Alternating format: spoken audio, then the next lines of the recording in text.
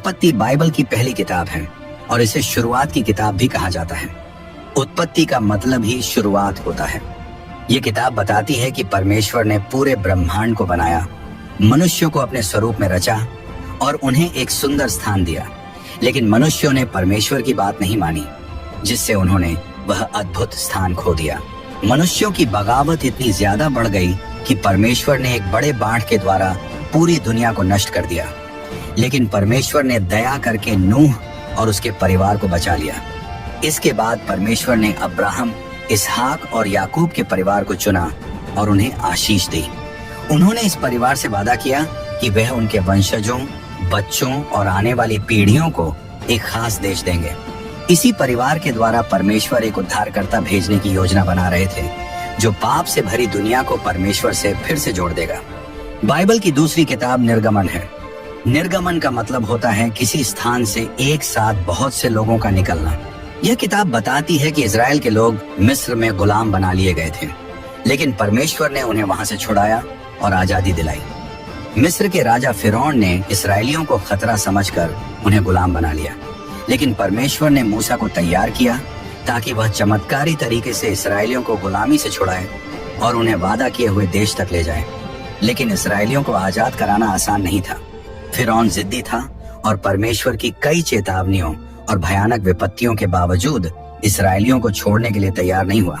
आखिरकार जब परमेश्वर ने आखिरी और सबसे भयंकर विपत्ति भेजी, तो फिरौन को मजबूर होकर इसराइलियों को जाने देना पड़ा।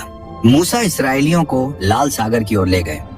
वहां परमेश्वर ने चमत्कार करके समुद्र को 2 भागों में बांट दिया, जिससे इसराइली सूखी जमीन पर चलकर पार हो गए। फिर वे सिनाई पर्वत पहुंचे। वहीं पर परमेश्वर ने इसराइलियों को अपनी व्यवस्था दी, जिसमें 10 आज्ञाएं भी शामिल थीं। ये एक विशेष वाचा थी जिसमें परमेश्वर ने कहा कि यदि लोग उनकी आज्ञाएं मानेंगे तो वह उन्हें आशीष देगा। इसराइलियों ने परमेश्वर से वादा किया कि वे इस वाचा का पालन करेंगे। लेव्य व्यवस्था बाइबल की तीसरी पुस्तक है, जिसे कानून भी कहा जाता है।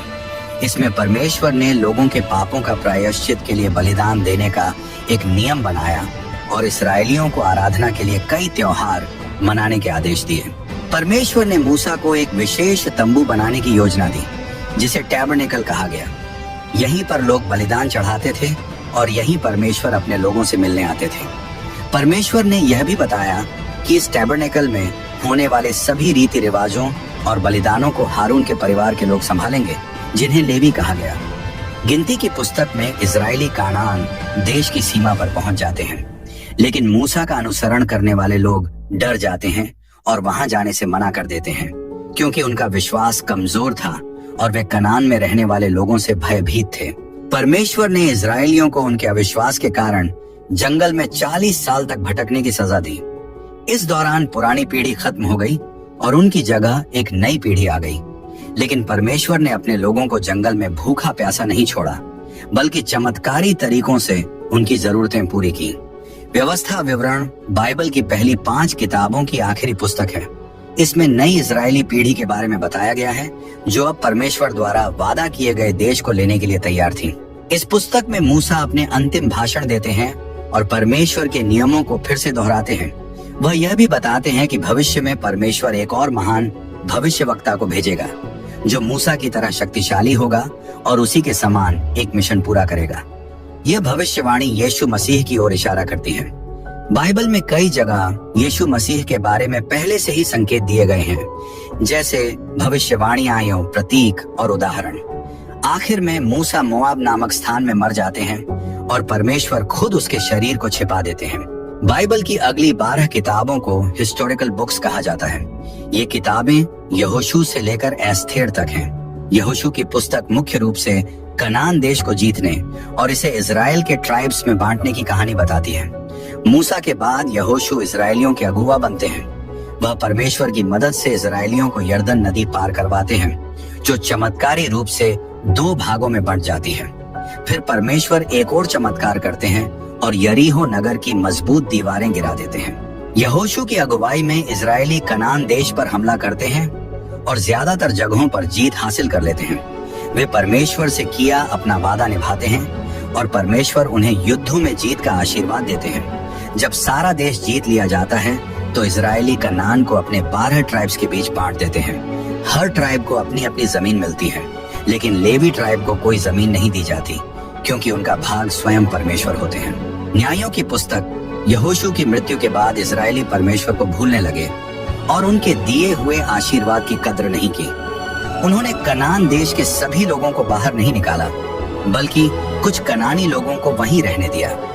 धीरे धीरे इजरायली कनानी लोगों के देवी देवताओं की पूजा करने लगे। परमेश्वर के साथ किए गए समझौते के अनुसार जब इजरायली परमेश्वर को छोड़ते थे, तो वह उन्हें सजा के रूप में उनके दुश्मनों के हाथों में दे देते थे। इजरायली जब बहुत कष्ट सहने लगे, तो वे पश्चाताप करने लगे और परमेश्वर से मदद मांगने लगे।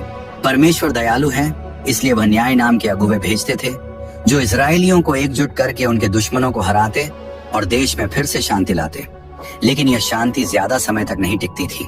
कुछ ही समय बाद इजरायली फिर से वही गलती दोहराते, परमेश्वर को छोड़ देते और फिर परेशानी में पड़ जाते।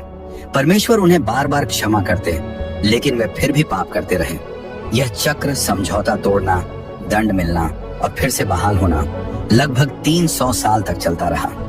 हमें इजरायलियों को जिद्दी समझने में जल्दी नहीं करनी चाहिए, क्योंकि हम सब भी कमजोर इंसान हैं और गलतियां करते हैं। लेकिन पश्चाताप और परमेश्वर के प्रति विश्वास ही सही रास्ता है, जैसा कि हम अगली पुस्तक में देखेंगे। रूत की पुस्तक, यह पुस्तक न्यायियों के समय की घटनाओं को बताती है। उस समय इजराइल में अकाल पड़ा। इस कारण एक व्यक्ति अपने परिवार को लेकर बेथलेहेम से मोआब देश में चला गया, लेकिन वहां वह आदमी और उसके 2 बेटे मर गए। उसकी पत्नी नाओमी वापस इजराइल लौट आई। उसकी एक बहू रूत, जो मोआब की थी, रूत नाओमी को छोड़ने के लिए तैयार नहीं हुई। रूत ने नाओमी के साथ इजराइल जाने और उसके परमेश्वर को अपनाने का निश्चय किया। बेथलेहम में वापस आने के बाद नाओमी और रूत को बहुत कठिनाइयों का सामना करना पड़ा। रूत खाने के लिए खेतों में बचा हुआ अनाज बीनने लगी। वह बोआज नाम के एक आदमी के खेत में पहुंची। बोआज ने रूत को देखा और उसकी मदद की। बोआज नाओमी के मृत पति के रिश्तेदार थे, इसलिए उनके पास नाओमी के परिवार की संपत्ति को खरीदने और परिवार का नाम आगे बढ़ाने का अधिकार था। रूत ने बोअज से यह करने की विनती की। बोअज ने खुशी खुशी इसे स्वीकार किया। उन्होंने रूत से शादी की और नाओमी की संपत्ति खरीद ली। आगे चलकर बोअज और रूत के वंश में इजराइल के सबसे महान राजा दाऊद पैदा हुए, और इसी वंश से आगे चलकर पूरी दुनिया के उद्धारकर्ता यीशु मसीह आए। इस कहानी से हमें सीखने को मिलता है कि पश्चाताप और विश्वास से जीवन में सच्ची शांति और आनंद मिलता है। अगली 2 किताबें एक शमूएल और 2 शमूएल हैं। एक शमूएल में बताया गया है कि एक स्त्री जो संतान नहीं पैदा कर सकती थी, परमेश्वर से प्रार्थना करती है और उसकी प्रार्थना के उत्तर में शमूएल जन्म लेते हैं। यह स्त्री अपने छोटे बेटे को परमेश्वर को समर्पित कर देती है और शमूएल को टैबरनेकल में भेज दिया जाता है। शमूएल का पालन पोषण याजक एली करते हैं। बचपन से ही परमेश्वर शमूएल से बातें करने लगते हैं और आगे चलकर शमूएल इजराइल के अंतिम न्यायी और एक महान भविष्यवक्ता बनते हैं। शमूएल के समय इजराइल के लोग एक राजा की मांग करने लगते हैं, ताकि वे दूसरे राष्ट्रों की तरह बन सकें। शमूएल उन्हें समझाते हैं कि यह सही नहीं होगा, लेकिन परमेश्वर उसे उनकी मांग पूरी करने के लिए कहते हैं। फिर शमूएल शाऊल को इजराइल का पहला राजा अभिषेक करते हैं। शाऊल की शुरुआत अच्छी होती है, लेकिन कुछ समय बाद वह अभिमान में आकर परमेश्वर की आज्ञाओं का पालन नहीं करता। परमेश्वर शाऊल को राजा मानने से इनकार कर देते हैं और शमूएल को एक नए व्यक्ति का अभिषेक करने के लिए कहते हैं, जो शाऊल की जगह लेगा। वह व्यक्ति दाऊद होता है, जिसे युवा अवस्था में ही चुना जाता है। दाऊद एक गडेरिया लड़का होता है, लेकिन वह इस्राएल में तब प्रसिद्ध हो जाता है जब वह पलिश्ती योद्धा गोलियत को मार देता है। शाऊल को दाऊद से जलन होने लगती है और वह इतना क्रोधित हो जाता है कि पागल जैसा व्यवहार करने लगता है। राजा शाऊल दाऊद को मारने की कोशिश करता है। दाऊद अपनी जान बचाने के लिए जंगलों और गुफाओं में छिपता रहता है।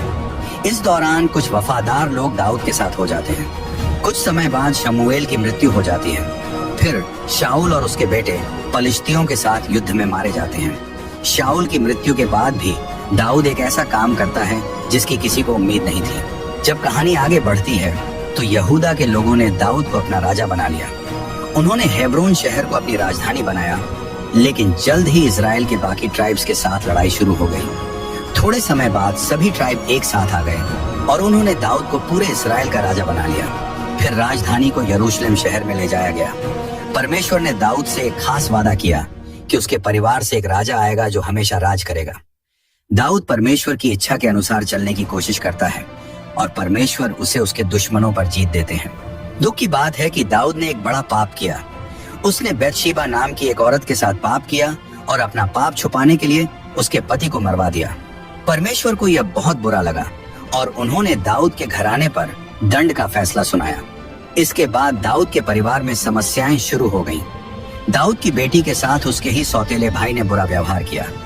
बदला लेने के लिए दाऊद के दूसरे बेटे अबसलोम ने उस सौतेले भाई को मार डाला। फिर अबसलोम ने दाऊद से राजा की गद्दी छीनने की योजना बनाई। बहुत से लोग अबसलोम का साथ देने लगे। इसके कारण राजा दाऊद और उसके वफादार लोगों को यरूशलेम छोड़कर भागना पड़ा। आखिरकार युद्ध में अबसलोम मारा जाता है। दाऊद बहुत दुखी होकर अपने घर वापस लौटता है। वह टूटा हुआ महसूस करता है और अपने पापों के लिए पछताता है। लेकिन अपनी जिंदगी के आखिरी दिनों में वह फिर से एक गलती कर बैठता है। दाऊद परमेश्वर की आज्ञा को नहीं मानता और अपनी प्रजा की गिनती कराता है। यह परमेश्वर की नजर में पाप था, इसलिए पूरे देश पर उसका दंड आता है। पहले राजा की किताब की शुरुआत में कुछ दुखद होता है। राजा दाऊद की मृत्यु हो जाती है। उसकी मौत के बाद उसके दो बेटे अबसलोम और सोलोमन के बीच राजा बनने के लिए झगड़ा होता है। कई बार सोलोमन का भाई अदोनिजा जबरदस्ती राजा बनने की कोशिश करता है, लेकिन आखिरकार सोलोमन राजा बनता है। अदोनिजा को मार दिया जाता है। जब सुलेमान राजा बना तब परमेश्वर ने उससे पूछा कि वह क्या चाहता है। सुलेमान ने बुद्धि मांगी। परमेश्वर ने उसे बड़ी बुद्धि, धन और सम्मान दिया। सुलेमान ने यरूशलेम में परमेश्वर के लिए एक भव्य मंदिर बनवाया और उसे बहुत धूमधाम से परमेश्वर को समर्पित किया। सुलेमान का मन शुरू में परमेश्वर के लिए था, लेकिन बाद में उसने सही मार्ग छोड़ दिया और दूसरे देवताओं की पूजा करने लगा। आखिरकार उसकी मृत्यु हो गई। उसके बाद उसका बेटा रहूबियाम राजा बना, लेकिन रहूबियाम ने मूर्खतापूर्ण फैसले लिए जिससे देश में लड़ाई छिड़ गई और वह दो भागों में बंट गया। रहूबियाम दक्षिणी राज्य यहूदा का राजा बना और यारोबियाम उत्तरी राज्य इजराइल का राजा बन गया। लेकिन दोनों ही राजाओं ने मूर्ति पूजा की जो परमेश्वर के खिलाफ था। दक्षिणी राज्य यहूदा में दाऊद के वंश में कभी कभी अच्छे राजा भी हुए, लेकिन ज्यादातर राजा बुरे थे। वहीं उत्तरी राज्य इजराइल में एक के बाद एक बुरे राजा हुए। इनमें अहाब नाम का राजा और उसकी पत्नी जेजेबेल बहुत बुरे थे। वे झूठे देवताओं की पूजा करते थे। उनके समय में परमेश्वर ने इजराइल को दंड देने के लिए देश में सूखा भेजा। साथ ही परमेश्वर ने अपने शक्तिशाली भविष्यवक्ता एलिय्याह को भेजा ताकि लोग फिर से परमेश्वर की ओर लौटें। दूसरा राजाओं नाम की पुस्तक इजराइल के राजाओं की कहानी को आगे बढ़ाती है। इसमें बताया गया है कि कैसे एलिय्याह को परमेश्वर स्वर्ग में उठा लेता है और फिर एलिशा नाम का दूसरा भविष्यवक्ता इजराइल में परमेश्वर का काम करना शुरू करता है। इजराइल में यहू नाम का राजा बना। उसने अहाब के बुरे परिवार को पूरी तरह खत्म कर दिया। उधर यहूदा में अहाब की बेटी रानी बनी और उसने दाऊद के वंश के सभी लोगों को मारने की कोशिश की, लेकिन वह असफल रही। दोनों राज्यों में ज्यादातर राजा बुरे थे, लेकिन कुछ अच्छे राजा भी हुए, जैसे हिजकिय्याह और योशिय्याह जो यहूदा में परमेश्वर के भक्त थे। इजराइल के लोग बार बार झूठे देवताओं की पूजा करने लगे। परमेश्वर ने कई बार उन्हें सुधरने का मौका दिया, लेकिन जब उन्होंने न सुना तो परमेश्वर ने असीरियंस की सेना भेजी। उन्होंने इस्राएल को जीत लिया और लोग बंदी बना लिए गए। बाद में यहूदा के लोग भी परमेश्वर के खिलाफ पाप करने लगे। तब परमेश्वर ने बेबीलोन की सेना को भेजा। उन्होंने यरूशलेम को नष्ट कर दिया और यहूदी के लोगों को बंदी बना लिया। पहला इतिहास ग्रंथ में आदम से लेकर दाऊद के परिवार तक की वंशावली लिखी गई है। इसके बाद यह पुस्तक दाऊद के जीवन की घटनाओं के बारे में बताती है। इसमें वही बातें हैं जो पहले और दूसरे शमूएल की पुस्तकों में लिखी गई हैं, लेकिन इसमें दाऊद के जीवन पर ज्यादा ध्यान दिया गया है। दूसरा इतिहास ग्रंथ भी पहले और दूसरे राजाओं की तरह है, लेकिन इसमें दाऊद के वंश के राजाओं की कहानियां खास तौर पर बताई गई हैं। यह पुस्तक सुलेमान के द्वारा परमेश्वर के मंदिर के निर्माण से शुरू होती है और बेबीलोनियंस द्वारा उस मंदिर को नष्ट करने की घटना पर खत्म होती है। लेकिन अंत में एक आशा की बात लिखी गई है। एक घोषणा की गई कि मंदिर फिर से बनाया जाएगा। ये भविष्यवाणी मसीह यीशु के आने की ओर इशारा करती है, जो बाद में इस भविष्यवाणी को पूरा करेंगे। एजरा की पुस्तक बहुत प्रसिद्ध नहीं है, लेकिन इसमें कई भविष्यवाणियां लिखी गई हैं। यह कहानी तब की है जब यहूदा के लोग 70 साल तक एक विदेशी देश में कैद रहने के बाद अपने देश लौटने की अनुमति पाते हैं। दाऊद के परिवार का एक वंशज जरुब्बाबेल कुछ याजकों के साथ मिलकर परमेश्वर के मंदिर को फिर से बनाने का काम शुरू करता है, लेकिन कुछ राजनीतिक विरोध होने के कारण मंदिर का निर्माण 15 साल तक रुक जाता है। फिर 2 भविष्यवक्ता हाग्गै और जकर्याह के प्रोत्साहन से काम दोबारा शुरू होता है और पूरा हो जाता है।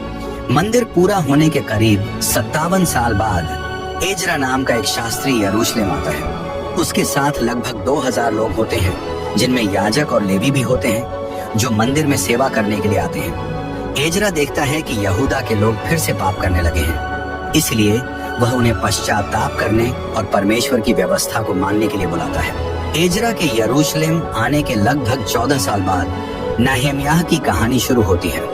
नहम्याह पर्शिया के राजा का कप बेरर था। उसे पता चलता है कि यरूशलेम की दीवारें टूटी हुई हैं और शहर असुरक्षित है, इसलिए वह यरूशलेम जाता है और शहर की दीवारों को फिर से बनाने का काम शुरू करता है। लेकिन कुछ दुश्मन इस काम को रोकने की कोशिश करते हैं।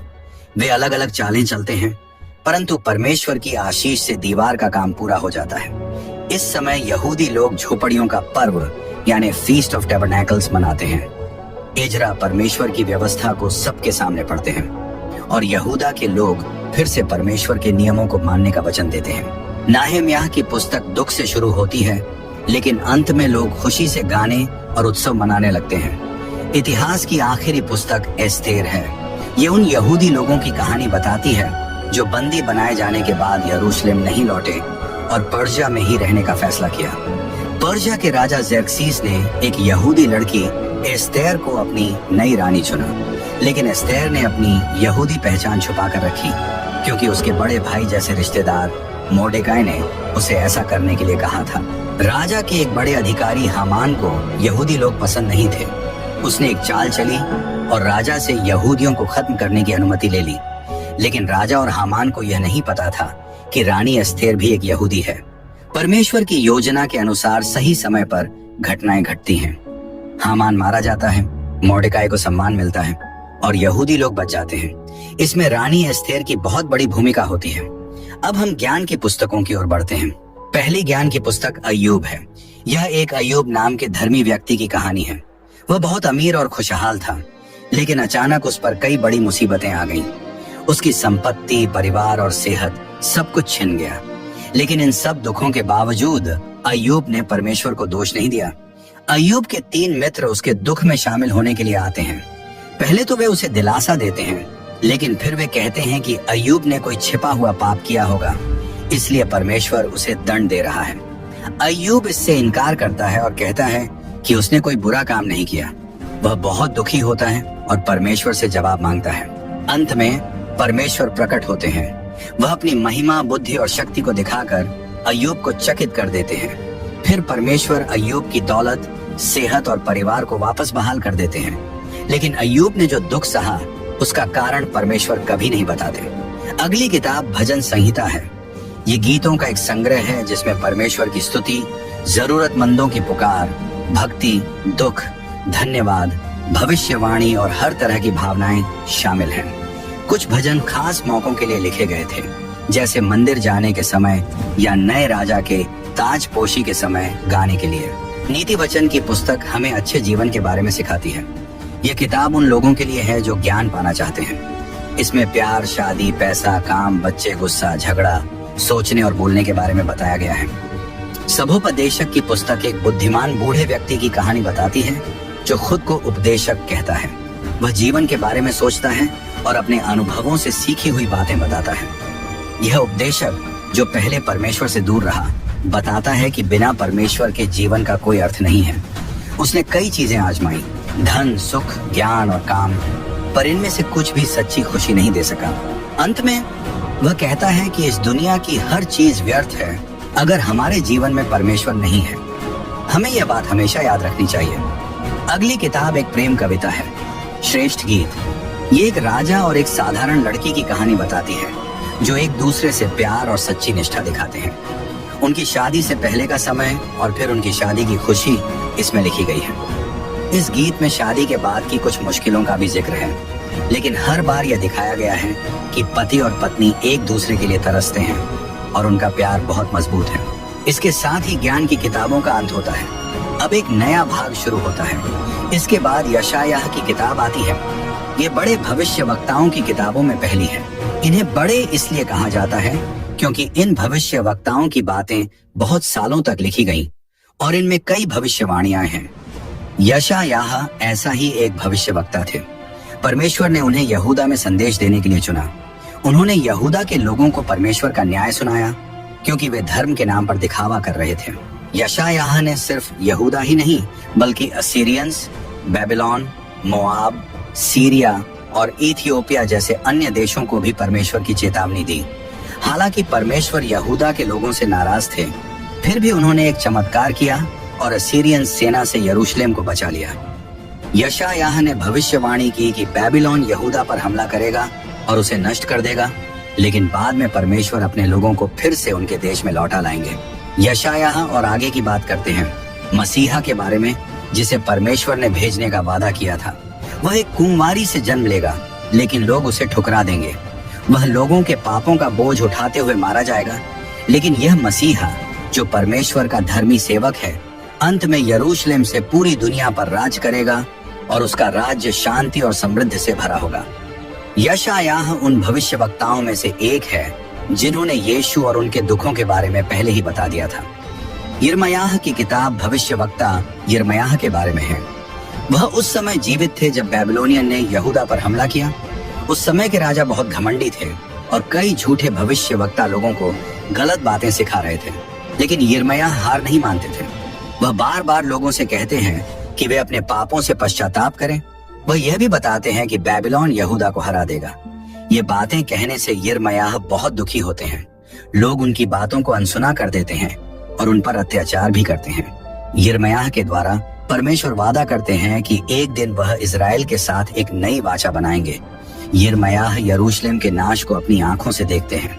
वह भविष्यवाणी करते हैं कि यहूदा के लोग 70 साल तक बेबीलोन में कैद में रहेंगे।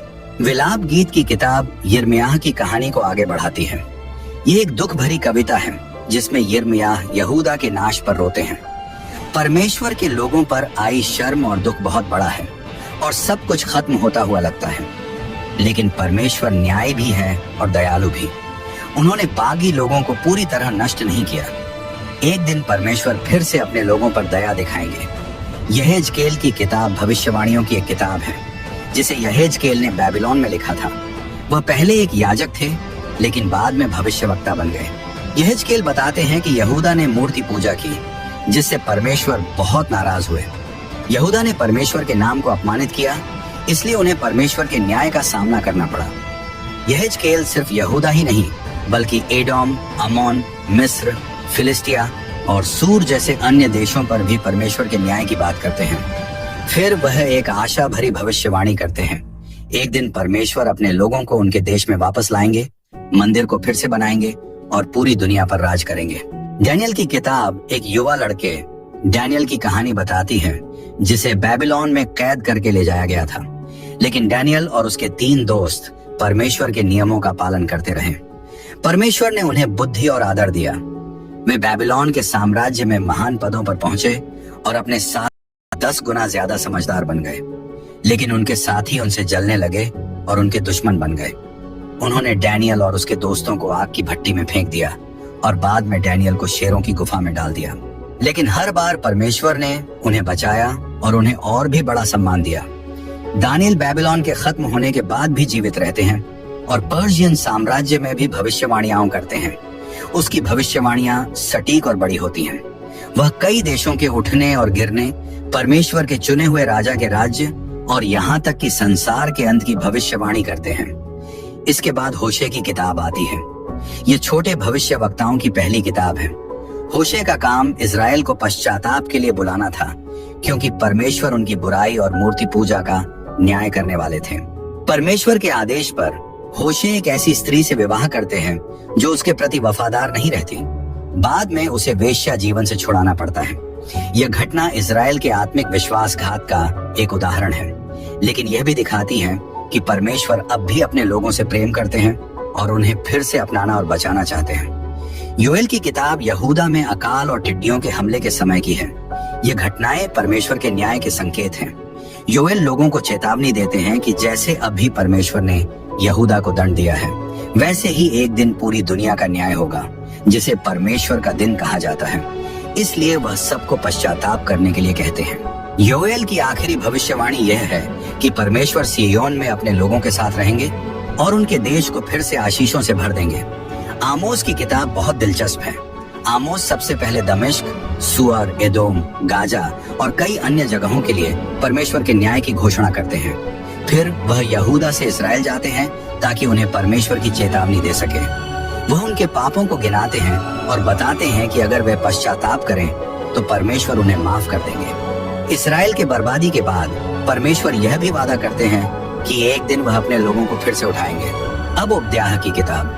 एदोम के लोग जो ऊंचे पहाड़ों में रहते थे और खुद को सुरक्षित समझते थे, यहूदा के नाश पर खुश हो रहे थे। लेकिन उपद्याह परमेश्वर का गंभीर संदेश लाते हैं। एदोम भी नष्ट हो जाएगा और उसे कोई बचा नहीं सकेगा, लेकिन परमेश्वर के लोग अंत में विजयी होंगे और उनका भविष्य उज्जवल होगा।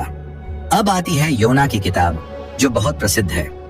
योना, जो इजराइल का एक भविष्यवक्ता थे, परमेश्वर से आदेश पाते हैं कि वह असीरिया की राजधानी नीनवे जाकर वहां के लोगों को परमेश्वर की चेतावनी सुनाएं। लेकिन योना आज्ञा नहीं मानता और नीनवे से दूर भागने की कोशिश करता है। परमेश्वर उसे समुद्र में रोकते हैं। लोग उसे समुद्र में फेंक देते हैं और वह एक विशाल मछली द्वारा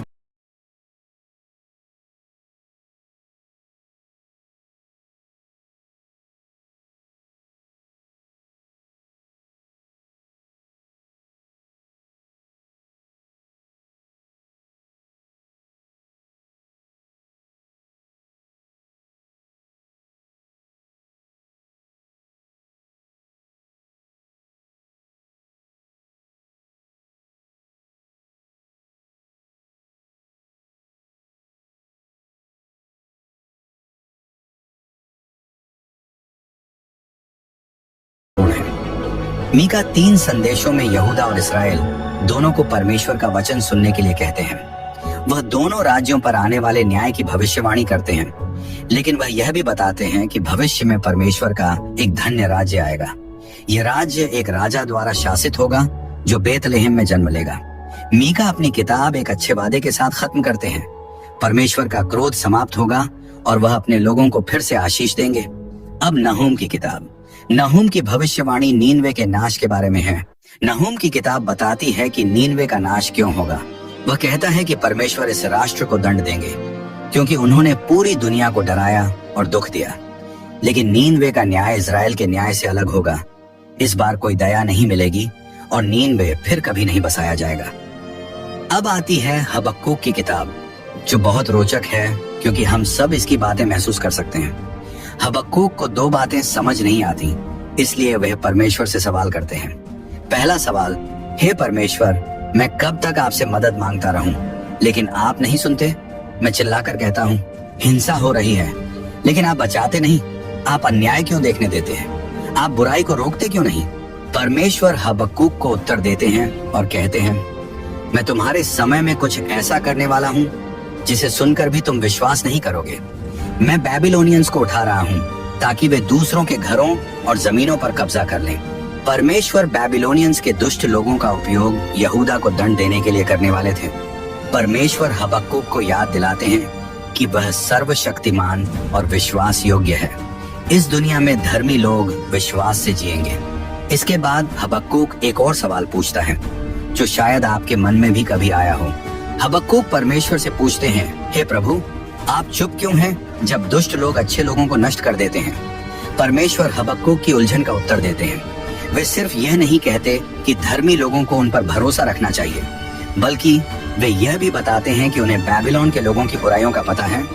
इसका मुख्य संदेश ये है, परमेश्वर कभी कभी बुरे लोगों और उनकी बुरी योजनाओं का उपयोग अपने उद्देश्य को पूरा करने के लिए कर सकते हैं, लेकिन परमेश्वर का इरादा हमेशा अच्छा, पवित्र और सही होता है। परमेश्वर बुराई को अनदेखा नहीं करते और यदि बुरे लोग पश्चाताप नहीं करते तो वे भी दंड पाएंगे। इससे हम क्या सीख सकते हैं? सपन्याह की किताब हमें परमेश्वर के न्याय के दिन के बारे में चेतावनी देती है। यह भविष्यवाणी आंशिक रूप से बेबीलोन के आक्रमण से पूरी हुई थी और भविष्य में अंत समय में पूरी होगी। सिर्फ यहूदा ही नहीं बल्कि फिलिस्टिया, मोआब, कुश और असीरिया जैसे अन्य देशों को भी परमेश्वर के न्याय के लिए चेतावनी दी गई थी। यरूशलेम को पश्चाताप करने के लिए कहा गया और किताब परमेश्वर के एक अच्छे वादे के साथ समाप्त होती है कि वह अपने लोगों को फिर से आशीष और महिमा देगा। अब आता है एक और छोटे लेकिन महत्वपूर्ण भविष्यवक्ता। हगाई की किताब भविष्यवक्ता हगाई के बारे में है, जो जेरुब्बाबेल और ज़ेकरिया के समय में रहते और प्रचार करते थे।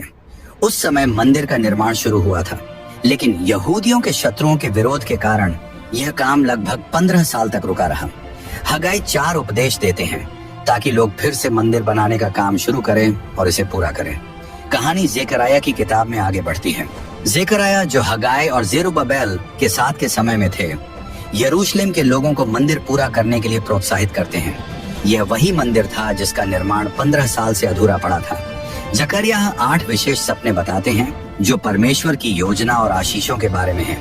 उनके समय में इजराइल के दुश्मनों पर न्याय आने की भविष्यवाणी की गई थी और परमेश्वर अपने चुने हुए लोगों को आशीर्वाद देने वाले थे। जकरिया की किताब में कई भविष्यवाणियां यीशु मसीह के बारे में भी की गईं, जो बताती हैं कि मसीह यीशु आएंगे, वह दुख उठाएंगे, आखिर में वह विजयी होकर राज्य करेंगे। ये भविष्यवाणियां बहुत खास हैं क्योंकि इनसे हमें परमेश्वर की योजना का पता चलता है। इससे हम यीशु मसीह और उनके काम पर और अधिक विश्वास कर सकते हैं क्योंकि परमेश्वर ने पहले ही इनके बारे में बता दिया था। ये भविष्यवाणियां हमें हमारे विश्वास की रक्षा करने में मदद करती हैं। ये किसी मनुष्य की योजना नहीं थी, बल्कि यह परमेश्वर की योजना थी जो पहले से भविष्यवाणी में बताई गई थी। मलाकी की किताब छोटे भविष्यवक्ताओं की आखिरी किताब और पुराने नियम का अंत है। मलाकी उन इजरायलियों को संदेश देते हैं जो कैद से लौट आए थे। वह लोगों से अपनी गलतियों से मुड़ने के लिए कहते हैं। वे इन पापों की आलोचना करते हैं। तलाक, अशुद्ध बलि चढ़ाना, 10वां भाग न देना, परमेश्वर के नाम का अपमान करना। यह किताब और पूरा पुराना नियम परमेश्वर के न्याय के दिन के वर्णन के साथ समाप्त होता है। इसमें यह भी वादा किया गया है कि एलियाह उस भयानक दिन से पहले आएंगे। नया नियम पुराने नियम का अंत करता है और एक नए वचन की शुरुआत करता है। यह उन किताबों का समूह है जो यीशु मसीह के जीवन के समय लिखी गईं और उन घटनाओं को बताती हैं जो उनके आने से हुई। नए नियम की किताबों को 5 भागों में बांटा जा सकता है। 1. सुसमाचार। ये किताबें यीशु के जीवन और उनकी शिक्षाओं के बारे में बताती हैं, जैसे शिष्यों ने देखा। 2. कलीसिया का इतिहास। इसमें बताया गया है कि यीशु के बाद उनकी शिक्षा कैसे फैली। 3.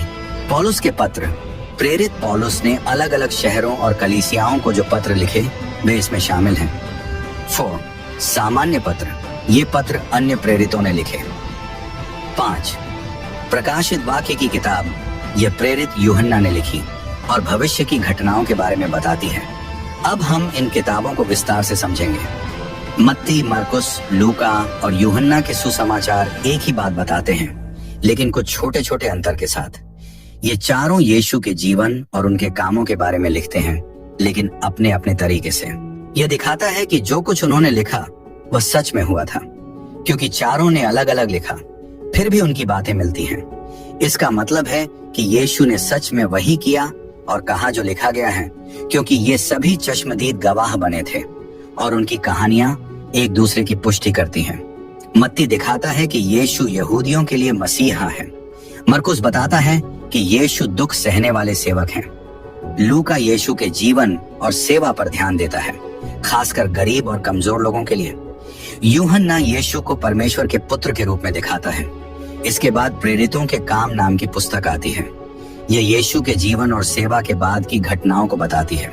इसमें लिखा है कि यीशु मसीह के स्वर्ग जाने के बाद पवित्र आत्मा आया और उसने शिष्यों को शक्ति दी।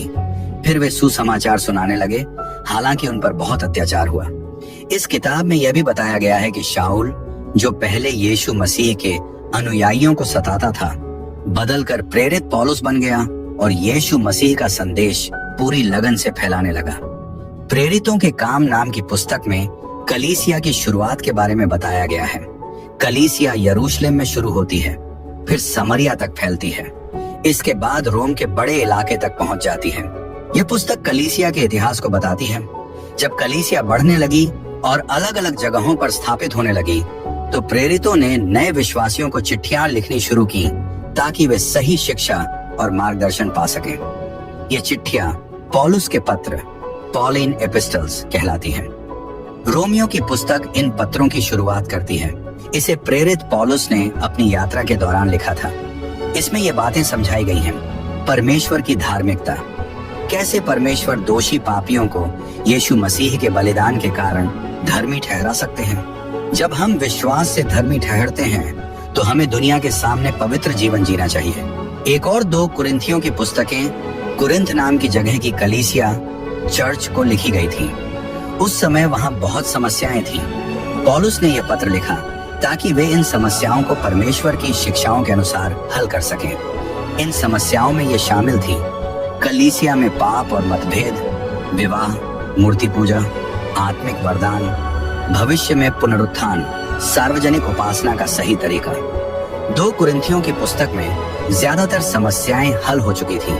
इसलिए पौलुस ने यह पत्र लिखा ताकि लोगों को प्रोत्साहित कर सके, यह समझा सके कि वह यहूदी विश्वासियों के लिए एक दान इकट्ठा कर रहा है, अपने प्रेरित पद की रक्षा कर सके, क्योंकि कुछ लोग उसके खिलाफ बोल रहे थे। गलातियों की पुस्तक में कुछ झूठे शिक्षक गलातिया की कलीसिया में आ गए थे। वे गलत सिखा रहे थे कि केवल यीशु में विश्वास से उद्धार नहीं होगा, बल्कि व्यवस्था के नियमों को भी मानना पड़ेगा, जैसे सर्कमसिजन। पौलुस ने यह पत्र लिखा ताकि लोगों को सच्ची शिक्षा मिल सके कि केवल विश्वास ही उद्धार के लिए पर्याप्त है। पौलुस साफ शब्दों में समझाते हैं कि व्यवस्था और अनुग्रह को मिलाना गलत है। उद्धार और पवित्र जीवन सिर्फ परमेश्वर के अनुग्रह से मिलता है, न कि हमारे अच्छे कामों से। यीशु मसीह ने हमें स्वतंत्र किया है। हमें अपने कामों पर नहीं, बल्कि पवित्र आत्मा की शक्ति पर भरोसा रखना चाहिए। इफिसियों की पुस्तक सिखाती है कि उद्धार केवल अनुग्रह से, विश्वास के द्वारा मिलता है, न कि हमारे अच्छे कामों से। यीशु यहूदी और अन्य जातियों दोनों को नया जीवन देते हैं, जिससे उनका हृदय बदल जाता है और वे नए तरीके से जीते हैं। कलीसिया मसीह की देह है और विवाह एक उदाहरण है कि मसीह और कलीसिया का संबंध कैसा है। परमेश्वर ने हमें आत्मिक युद्ध लड़ने के लिए आत्मिक कवच दिया है। फिलिपियों की पुस्तक पौलुस ने उस समय लिखी जब वह रोम की जेल में थे। उन्होंने फिलिप्पी की कलीसिया का धन्यवाद किया क्योंकि उन्होंने उन्हें प्रेम भेंट भेजी थी। पौलुस सिखाते हैं कि यीशु मसीह का सुसमाचार कठिनाइयों के बावजूद फैल रहा है और मसीही लोगों को इसमें आनंदित रहना चाहिए। हमें सिखाया गया है कि खुद को नम्र बनाना चाहिए, जैसे यीशु ने किया। एकता में रहना चाहिए। हमेशा परमेश्वर को प्रसन्न करने के लिए आगे बढ़ते रहना चाहिए। कुलुस्सियों की पुस्तक हमें बताती है कि झूठे शिक्षक जो भी कहें, यीशु मसीह ही उद्धारकर्ता, प्रभु और सृष्टिकर्ता है। यीशु मसीह में सभी विश्वासियों को नया जीवन और पूर्णता मिलती है। उन्हें मनुष्यों के बनाए नियमों या पुराने नियम की विधियों का पालन करने की जरूरत नहीं है। यीशु में नया जीवन हमारे रिश्तों को भी प्रभावित करता है, जैसे पति पत्नी, माता पिता और बच्चे, मालिक और सेवक। थिस्सलुनीकियों की पुस्तक में प्रेरित पौलुस ने 2 बार थिस्सलुनीके की कलीसिया को पत्र लिखा। उन्होंने कलीसिया के शुरुआत के बारे में बताया और उनके मजबूत विश्वास की प्रशंसा की। विश्वासियों को यह सीख दी गई है कि वे शुद्ध जीवन जिएं, आशा रखें कि यीशु फिर से आएंगे। जब यीशु वापस आएंगे तब मरे हुए विश्वासियों को फिर से जीवित करेंगे। जो लोग जीवित होंगे उन्हें अपने साथ स्वर्ग ले जाएंगे।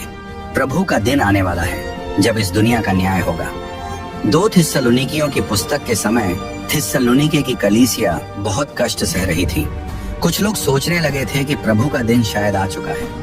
पौलुस ने विश्वासियों को समझाया कि वे जो कष्ट सह रहे हैं वह परमेश्वर का न्याय नहीं है। इससे पहले कुछ महत्वपूर्ण घटनाएं होंगी। पूरी दुनिया में एक बड़ी बगावत होगी। जो रोकने वाला है वह हटाया जाएगा।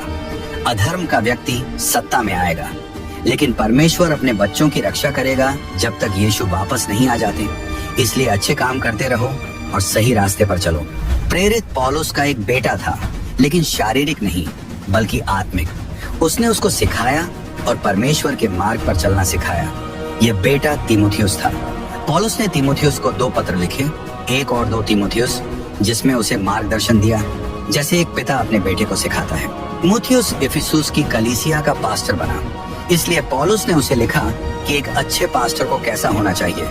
एक पास्टर को चाहिए कि वह आत्मिक रूप से योग्य हो, झूठी शिक्षाओं से बचाए, कलीसिया के लोगों की देखभाल करे और उनके लिए प्रार्थना करे, अन्य नेताओं को प्रशिक्षित करे, सच्चाई को ईमानदारी से प्रचार करे। 2 तीमुथियुस पत्र और भी खास था क्योंकि यह पौलुस के जीवन के अंत में लिखा गया था।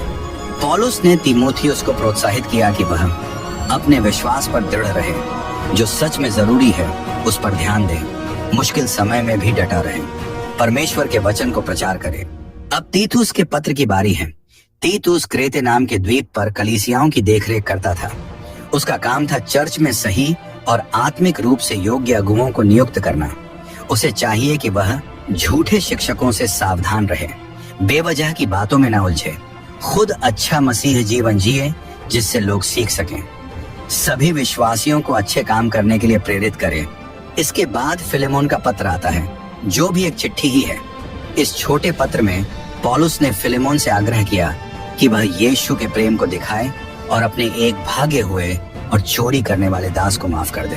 रोम के कानून के अनुसार भागे हुए दास को कड़ी सजा मिल सकती थी, लेकिन पौलुस ने फिलेमोन से विनती की कि वह उसे क्षमा कर दे। मसीह यीशु के प्रेम के कारण फिलेमोन को अपने दास को फिर से अपनाना चाहिए, लेकिन अब एक दास की तरह नहीं, बल्कि एक प्यारे भाई की तरह। इब्रानियों की पुस्तक रहस्यमयी है क्योंकि कोई नहीं जानता कि इसे किसने लिखा। उस समय कुछ यहूदी मसीह दोबारा पुराने यहूदी नियमों की ओर लौटने का सोच रहे थे, लेकिन लेखक उन्हें समझाता है कि वे पीछे न देखें, बल्कि विश्वास के साथ आगे बढ़ें और आत्मिक रूप से मजबूत बने। यीशु मसीह स्वर्गदूतों से महान है, मूसा से महान है और उन्होंने हमें दिया है एक बेहतर बलिदान, एक बेहतर याजक सेवा, पुराने नियम से भी एक बेहतर वाचा। जिस तरह इजरायली मिस्र से निकले थे, वैसे ही हमें भी आगे बढ़कर परमेश्वर के वादे के देश में प्रवेश करना चाहिए, न कि जंगल में भटकते रहना चाहिए। याकूब की पुस्तक बहुत प्रैक्टिकल है। इसमें बताया गया है कि सच्चा विश्वास हमारे जीवन में कैसे दिखता है। सच्चा विश्वास हमारे जीवन के इन पहलुओं को बदलता है। हमारी प्रार्थना करने की आदत, हमारे शब्द और बोलने का तरीका, हमारा कठिनाइयों के प्रति रवैया, दूसरों के प्रति हमारा व्यवहार। प्रेरित पतरस एशिया माइनर में सताए जा रहे मसीहियों को पत्र लिखते हैं और उन्हें परमेश्वर के चुने हुए प्रवासी कहकर संबोधित करते हैं। एक और 2 पतरस की पुस्तकों में प्रेरित पतरस परमेश्वर की अनुग्रह याद दिलाते हैं, स्वर्ग में मिलने वाले आशीर्वाद का आश्वासन देते हैं, पवित्र जीवन जीने की शिक्षा देते हैं, पति पत्नी के रिश्तों के बारे में सिखाते हैं, संकट और दुखों में हिम्मत रखने को कहते हैं। 2 पतरस की पुस्तक में एक दुखद खबर है।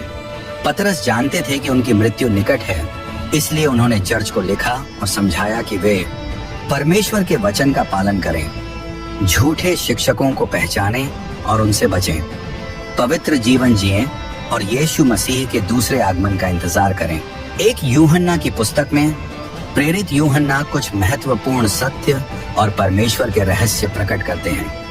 प्रेरित यूहन्ना हमें बताते हैं कि परमेश्वर रोशनी, प्रेम और सत्य हैं। जो लोग सच में मसीह के हैं, वे परमेश्वर के लोगों के साथ संगति करना चाहेंगे, अंधकार में नहीं बल्कि ज्योति में चलेंगे, अपने पापों को स्वीकार करेंगे और परमेश्वर के वचन का पालन करेंगे, परमेश्वर से प्रेम करेंगे और अपने जीवन में पाप की आदतें कम होती जाएंगी, दूसरे मसीही विश्वासियों से प्रेम करेंगे, अपने मसीही जीवन में विजय पाएंगे। 2 यूहन्ना हमें सिखाते हैं कि मसीही जीवन सत्य और प्रेम के बीच संतुलन बनाए रखता है। हम सिर्फ प्रेम के नाम पर सत्य को छोड़ नहीं सकते और न ही सत्य की रक्षा करने के लिए प्रेम करना बंद कर सकते हैं। 3 यूहन्ना में 2 लोगों की तुलना की गई है। गायुस, जो सत्य और प्रेम में बना रहता है और मेहमानों की सेवा करता है। द्योत्रिफेस, जो अहंकारी और बुरा है और मेहमानों का स्वागत नहीं करता। यहूदा की पुस्तक बाइबल की दूसरी अंतिम पुस्तक है। इसमें स्पष्ट रूप से कहा गया है कि सुसमाचार का संदेश कभी नहीं बदलेगा, लेकिन कुछ लोग इसे गलत तरीके से पेश करने की कोशिश करते हैं, झूठी शिक्षाएं देते हैं और लोगों को भटका देते हैं। ऐसे झूठे शिक्षकों का विरोध सत्य के साथ करना चाहिए।